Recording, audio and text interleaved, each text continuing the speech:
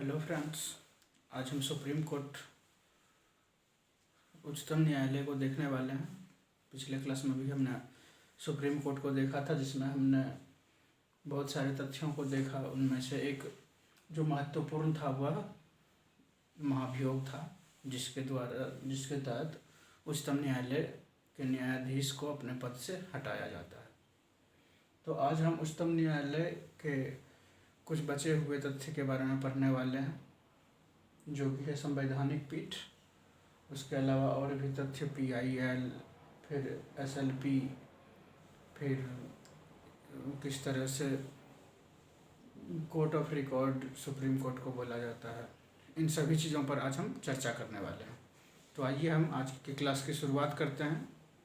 संवैधानिक पीठ। संवैधानिक पीठ का अर्थ क्या होता है? सबसे पहले तो सुप्रीम कोर्ट में बहुत सारे केस जाते हैं, जिससे कि जो कि सुप्रीम कोर्ट में केस की सुनवाई होती है, और उसमें कुछ कुछ ऐसे केस होते हैं जिस पर लगता है कि संविधान में जो मूल तत्व हैं, मूल ढांचा जो है संविधान में, उसमें कुछ उससे संबंधित कुछ बात है। तो उस कारण से और उस पर बहुत ज़्यादा विवाद हो रहा है, तो उस कारण से संवैधानिक पीठ बनाई जाती है, जिसके द्वारा उससे संबंधित जो भी संविधान में बातें हैं उस बात को क्लियर किया जा सके, लोगों को अच्छे से समझाया जा सके कि इसका अर्थ क्या है।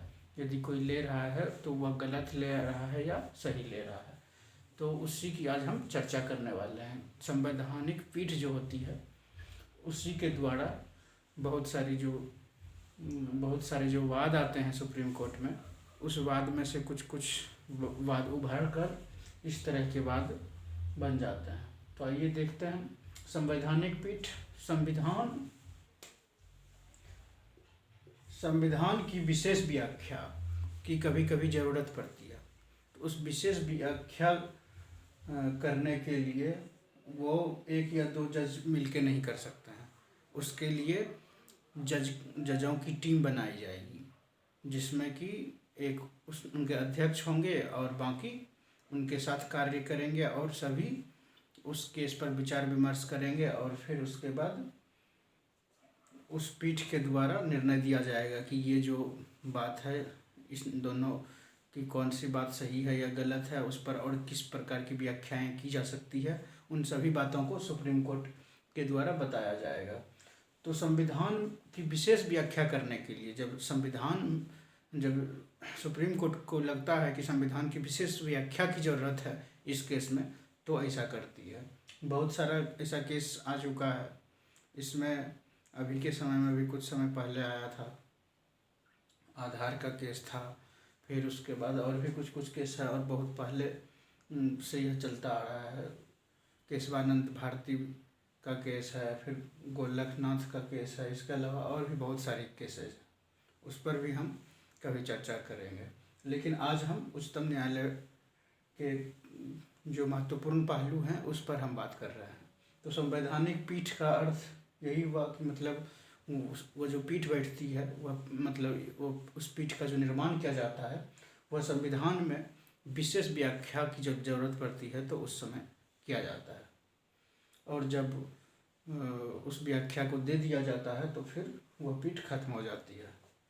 तो संविधान की विशेष व्याख्या की जरूरत पड़ने पर सुप्रीम कोर्ट इसका गठन करते हैं, और इस कोर्ट में इस पीठ में जो संवैधानिक पीठ है, इसमें कम से कम 5 जजेज होते हैं।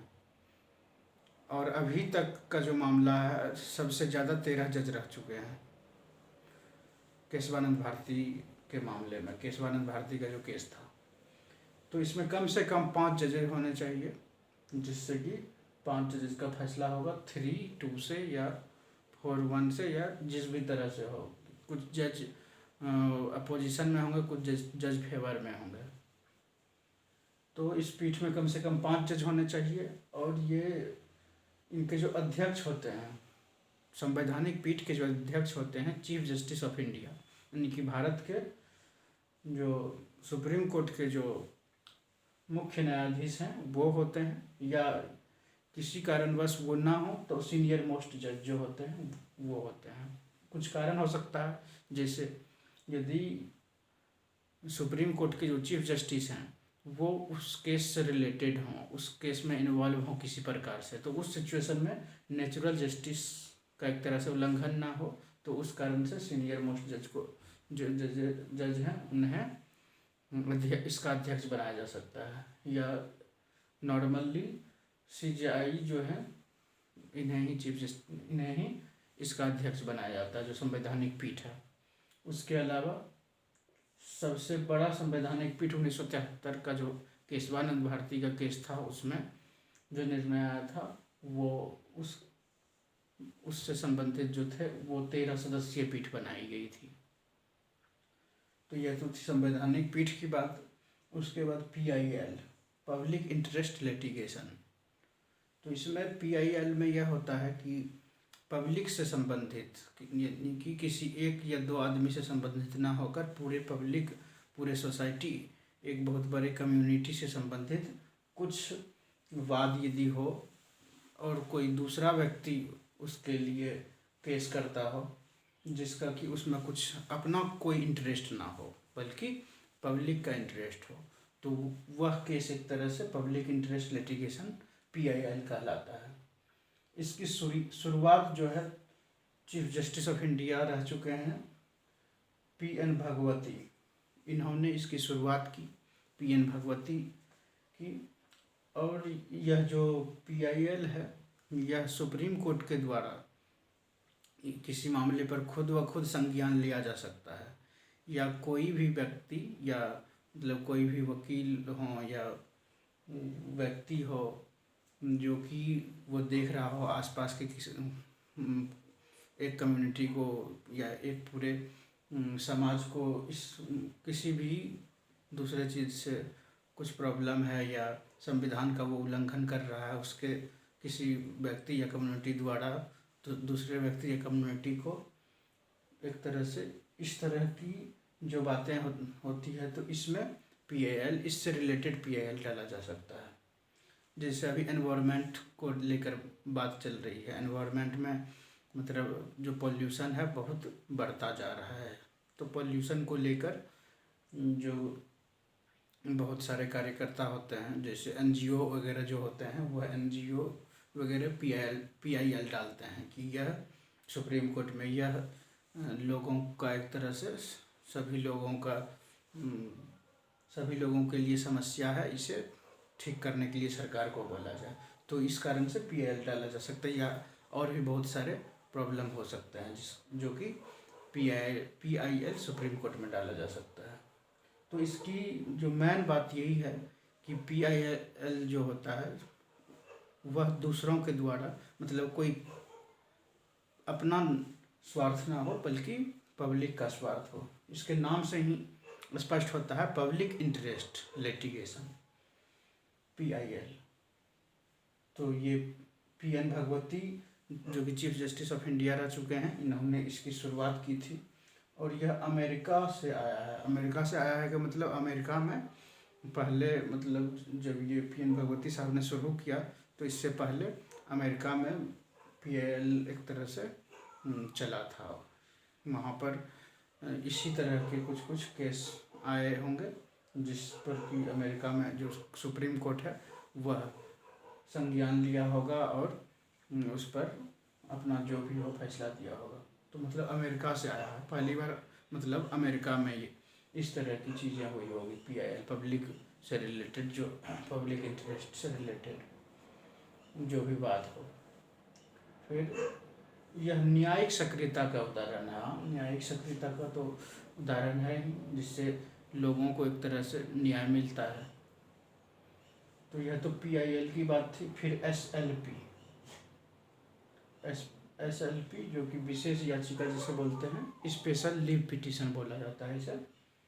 तो यह सुप्रीम कोर्ट अपने विवेकानुसार कोई भी वाद हो कहीं भी किसी भी कोर्ट में या किसी भी अधिकरण में वो चल रहा हो या उसका निर्णय हो चुका हो, तो उस वाद में सुप्रीम कोर्ट वो मतलब फिर से उसे शुरू करवा सकता है या अपने पास शुरू करवा सकता है या और भी कहीं शुरू करवा सकता है। तो यह SLP होता है। तो हमने देखा SLP। उसके बाद है आर्टिकल 129 में कोर्ट ऑफ रिकॉर्ड की बात की गई है। सुप्रीम कोर्ट जो होता है वह कोर्ट ऑफ रिकॉर्ड्स कहलाता है, यानी कि अभिलेख न्यायालय। अभिलेख न्यायालय का अर्थ होता है कोर्ट ऑफ रिकॉर्ड। इसमें यही है कि सुप्रीम कोर्ट के द्वारा जितने भी निर्णय दिए जाते हैं वह एक रिकॉर्ड बनाया जाता है, उसका एक बुक की तरह बनाया जाता है और सभी को रिकॉर्ड किया जाता है कि सुप्रीम कोर्ट में इस केस में क्या निर्णय दिया, सुप्रीम कोर्ट ने उस केस में क्या निर्णय दिया। इस प्रकार से सुप्रीम कोर्ट जो निर्णय देते हैं उसका रिकॉर्ड रखा जाता है। क्यों रिकॉर्ड रखा जाता है? यदि किसी केस पर रिकॉर्ड रखा जाता है तो क्यों रखा जाता है? उसका कारण यह है वह रेफरेंस के रूप में बाद में किसी दूसरे कोर्ट के द्वारा या खुद सुप्रीम कोर्ट के द्वारा लिया जा सके। किसी भी केस में यदि कोई भी ऑर्डर ये निर्णय दिया गया तो उसे रेफरेंस के रूप में आप मतलब इस्तेमाल किया जा सकता है किसी भी कोर्ट के द्वारा, जिससे कि ये क्योंकि यह सुप्रीम कोर्ट है, सबसे बड़ा कोर्ट है पूरे देश का, तो उस कारण से इसे रेफरेंस के तौर पर माना जाता है। सुप्रीम कोर्ट सर्वोच्च न्यायालय है तो इस कारण से फिर यह रेफरेंस के रूप में लिया जाता है। फिर आर्टिकल 131 है, इसमें सुप्रीम कोर्ट का जो ओरिजिनल जुरिस्डिक्शन है, यानी कि न्याय क्षेत्र जो है सुप्रीम कोर्ट का ओरिजिनल का मतलब यह है जैसे सुप्रीम कोर्ट हुआ वो पूरे देश का एक तरह से वाद सुन सकता है, तो उसका कुछ कंडीशन होता है कि पहले लोअर कोर्ट डिस्ट्रिक्ट कोर्ट में जाता है केस, फिर उसके बाद वहाँ पर यदि जो पक्षकार हैं उससे संतुष्टि नहीं होती है कि ये जो केस है इसका जो फैसला हुआ है ये गलत है, मेरे पक्ष में है या नहीं है, मेरे हिसाब से गलत है, फिर हाई कोर्ट, फिर उसके बाद सुप्रीम कोर्ट। तो वो तो एक अलग बात हो गई। उसके अलावा जो ओरिजिनल जुरिस्डिक्शन होता है, डायरेक्ट सुप्रीम कोर्ट का जुरिस्डिक्शन क्या है? जुरिस्डिक्शन है मतलब यदि कोई भी ऐसा केस जो केंद्र यानी कि सेंट्रल गवर्नमेंट जो होती है, गवर्नमेंट ऑफ इंडिया, और उसके बाद राज्य, दूसरे स्टेट, केंद्र और राज्य के बीच यदि किसी प्रकार का वाद हो तो उसका फैसला किसके द्वारा किया जाएगा? सुप्रीम कोर्ट के द्वारा किया जाएगा। केंद्र और राज्य, सेंट्रल गवर्नमेंट और स्टेट गवर्नमेंट के बीच यह हमेशा मतलब आता ही रहता है, किसी न किसी मामले में सरकार पर एक तरह से नोकझोंक होती रहती है और यह मामला बहुत बार आता रहता है। आपने देखा होगा गवर्नर से रिलेटेड कुछ मामला आता है, गवर्नर एक तरह से वहाँ पर जो सरकार बनती है राज्यों में उसमें कुछ गड़बड़ी बताकर फिर सुप्रीम कोर्ट में मामला आता है। कुछ दिन पहले आपने देखा ही होगा, वो हमेशा आता ही रहता है। फिर राज्य और राज्य, दो राज्य के बीच यदि विवाद हो किसी भी प्रकार का, बहुत प्रकार का विवाद हो सकता है। बहुत फेमस विवाद हैं, जैसे पानी को लेकर, नदी में मतलब इतना पानी हमारा है, इतना पानी हमारा है, इतना मिलना चाहिए, ये वो इस तरह के विवाद आते रहते हैं। फिर कुछ राज्य और केंद्र के बीच, और फिर कुछ राज्य और केंद्र तथा कुछ राज्य के बीच, 2-4 राज्य एक तरफ हो गए केंद्र और 2-4 राज्य एक तरफ हो गए। तो इस तरह के मामले भी जो भी केंद्र और राज्य से संबंधित या राज्य से संबंधित इस टाइप के जितने भी मामले हैं वह सुप्रीम कोर्ट के ओरिजिनल जुरिस्डिक्शन में आता है।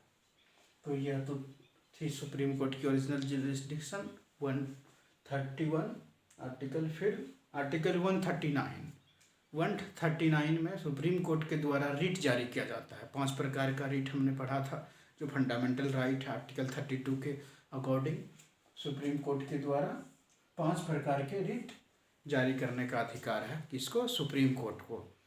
आर्टिकल 139 में यह उल्लेखित है। तो हमने देखा किस प्रकार से संवैधानिक पीठ, फिर PIL, SLP, supreme court of record किस प्रकार से कहा जाता है, क्यों कहा जाता है। फिर आर्टिकल 131 जो कि ओरिजिनल जुरिस्डिक्शन है। फिर 139 जो कि रिट जारी करने का अधिकार है किसको? सुप्रीम कोर्ट को। 5 रिट जो जारी करता है आर्टिकल 32 के द्वारा। तो आज की क्लास यहीं पर समाप्त होती है। कैसा लगा यह क्लास कमेंट करके अवश्य बताएं।